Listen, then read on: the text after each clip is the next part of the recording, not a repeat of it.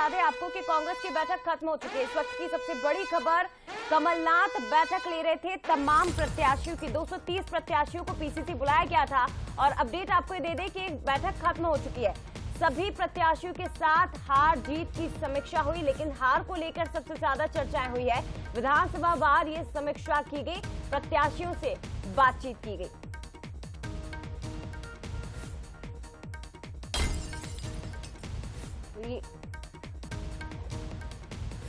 चलिए, और इस वक्त सीधे सूरज हमारे सहयोगी हमारे साथ जुड़ रहे हैं, उनसे बात कर लेते हैं। बैठक खत्म हुई। सूरज, ओवर टू यू, बात कीजिए।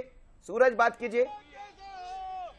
देखिए, बिल्कुल अजय, मनोज जी, बैठक खत्म हो चुकी है। बैठक के बाद क्या निर्णय हम बात करेंगे।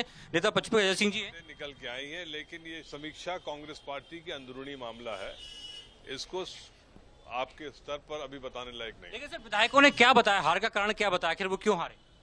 बहुत सारे कारण हैं।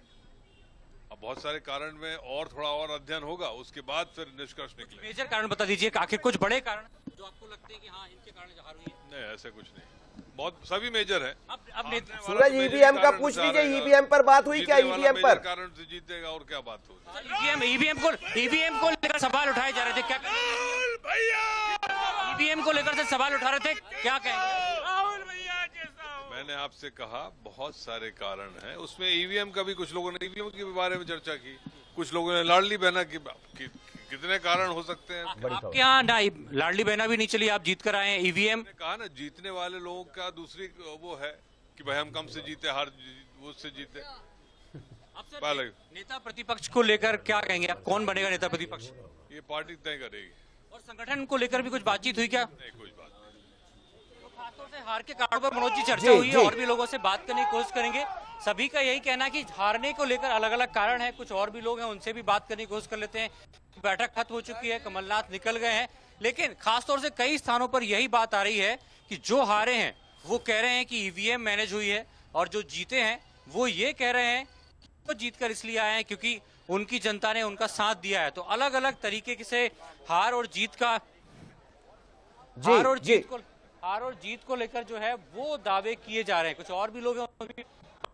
सूरज, बड़ी खबर है। उन्होंने कहा कि ईवीएम भी एक कारण हो सकता है। उन्होंने कहा लाडली बहना भी कुछ जगह काम की है। उन्होंने कहा, इस बात को अजय सिंह ने माना है कि लाडली बहना ईवीएम, मतलब ये भी किसी वहां जो कार्यकर्ता रहे होंगे, जो विधायक पहुंचे होंगे, उन्होंने ये भी कहा होगा कि ईवीएम पे ठीकरा फोड़ना ठीक नहीं है।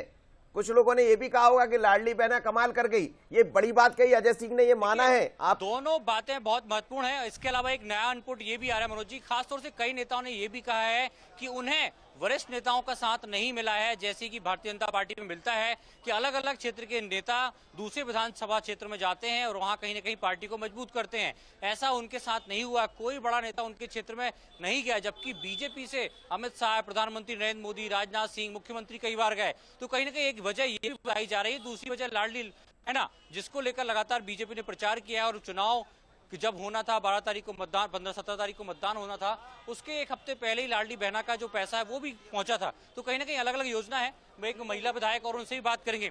हार के कारणों की समीक्षा हुई, क्या बातचीत हुई? बहुत सारे ऐसे बिंदु सामने आए, सारी विधानसभाओं से मिलते थे। सबसे ज्यादा ईवीएम का खेल जो खेला गया है, और सारी व्यवस्था प्रशासन की तरफ से जब देखा कि सरकार भाजपा की बन रही है, तो प्रशासन ने, बहुत सारे लोग हमारे साथियों ने बताया, फिर ने भाजपा का साथ दिया। चलिए, प्रशासन ये समझ रहा था। हालांकि ये खबरें आ रही। सूरज, ख्याल रखिएगा, निगाह बनाए रखिएगा। जया, लेकिन बड़ी बात है।